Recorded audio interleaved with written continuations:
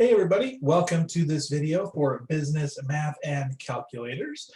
This is the video for Module 53, which deals with annuities.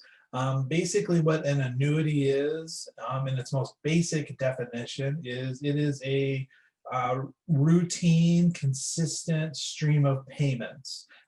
So there's lots of different examples of annuities. You can be paying into an annuity, or you could be receiving an annuity depending on the situation. So a good example I like to use for an annuity is the Publishers Clearinghouse Prize, where you earn like $7,000 a week for the rest of your life. That's an example of annuity because you're getting a consistent stream of payments, the $7,000 on a routine basis, for a certain period of time. So what we're going to do is we're going to do a couple of calculations involving how to figure out the future value and the present value of an annuity, and we're going to be using tables to help us do those calculations. So with that, let's jump into the sample problems and we'll go from there. All right, so here we go with the sample problems for annuities. All right, number one, we want to find the future value of an investment after 6 years on an ordinary annuity of $2,000 that's made semi-annually at 6% interest. Okay, now a couple of keywords I do want to point out here. Number one, the idea of an ordinary annuity. There's two types. There's what's called an ordinary annuity or what's called an annuity due. And the difference between them is whether or not the annuity payment is made at the start of a period of time or at the end of a period of time. For our examples, we're going to just kind of keep things easy and focus on when we have annuities that are paid at the end of a period of time, so what's referred to as an ordinary annuity. So just be aware that there are a couple of differences there depending on when the payment is made. We're going to focus in on the end of the period type of payment, so ordinary annuities. As far as to do this calculation, basically it's pretty straightforward. First of all, you need a table that deals with annuities. And here's an example that's got the different percentages across the top and then the number of periods down the rows. What you're going to need to know are two things. Number one, you need to know how many payments are going to occur. Okay, so how many periods is another way to think about that. And then you need to know what the interest rate is per period. All right, so in this situation, the investment is occurring for 6 years and the payments are made semi-annually. So if I take 6 times 2, that's going to get me 12 periods. Okay. Likewise, at 6% annual interest, since it's semi-annual, we're compounding twice a year. So we're going to take 6% divided by 2 to get 3% per period. So when I go to my columns and my rows in my table, what I need to do is I need to find, in this case, the 3% column and the 12 period row.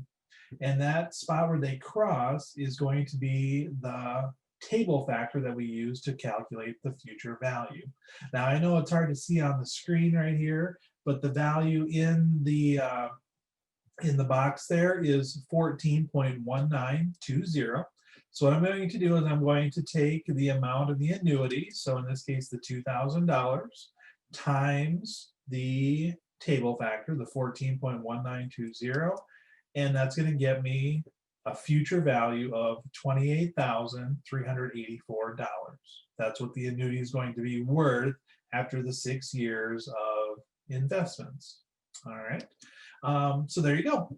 That's your process. Again, the key thing is figuring out what table factor to pull from the table. And again, you need to look at how many periods and then what is the interest per period to help you find the appropriate value. All right, now that's the future value. Let's look at another example. Here's number 2.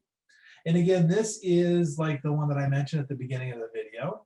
Brenda won a lottery prize and she receives $3,000 each month at the end of the month for life.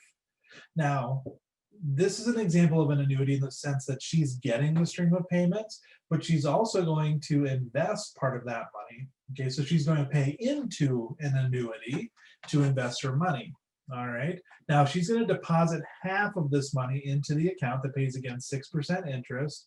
And we want to find out how much she'll have in the account after 3 years.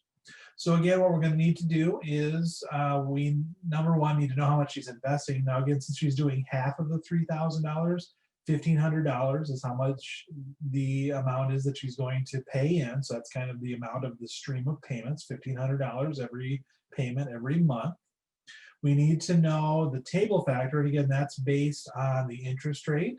Now it's 6%, but it's being compounded monthly. She's making the deposit monthly, so 6 divided by 12 is 0.5. So 0.5% is the value that we're going to use for our table.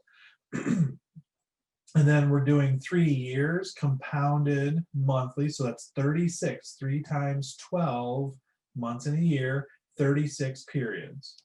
All right, so the table factor that we would get using the table that we saw in the previous example is 39.3361. And again, we used 0.5% for 36 periods to find that value. And then again, it's just a matter of multiplying. And so based on this investment, after 3 years, she's going to have over $59,000 in this investment. So there you go, that's the future value. Now, the other way you can think about it is, what if you want to invest some money today so you can get a stream of payments later on down the road? So this is a situation where we want to figure out what's called the present value of the annuity. All right, so it says Darlene wants to invest some money today to receive a $20,000 annuity for 10 years, paid annually at an annual interest rate of 5%. If all withdrawals are made at the end of each year, so again, a ordinary annuity, how much should Darlene invest? So again, what we need to know is, number one, what is the amount of the annuity? So $20,000 is the amount of each payment that she's going to be made. It's 10 years paid annually at 5%. So 10 years once a year, so 10 periods. Okay. 5% is the annual interest rate. Again, since it's once a year, 5% is the value that we're going to go ahead and use. So we go to our table and we'll find that 7.7217 is our table factor. Now notice one thing to be aware of is we are using a present value table rather than the future value table. So make sure you're in the correct table when you find this value. But again, we're using the table factor for 5% for 10 periods. And when we multiply, we end up with $154,434.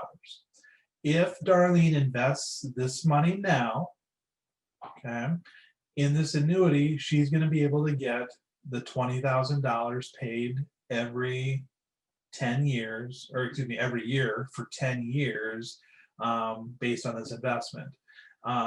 So there you go. That's the present value. So that's how much she would invest today to have the amount that she wants available later on down the road. All right, so there you go. Those are a couple of examples associated with calculating annuities using tables to help you do that. Again, you want to make sure you have the right table in front of you, whether it's looking at the future value or the present value. Two different tables will have different values, different table factors in them. So again, make sure you're using the correct table for the situation. But once you know how to find the correct table factor, it's just a matter of doing some multiplication. It's the annuity payment times that table factor will tell you, like I said, either the future value or the present value, depending on what you're looking for. I hope that this video was helpful and that the examples helped illustrate what you need to do. If you do have any questions, as always, please feel free to reach out and ask. I am always happy to help out with any questions that you have. Thanks for watching the video. I hope that you have a great day, and I will see you in the next video.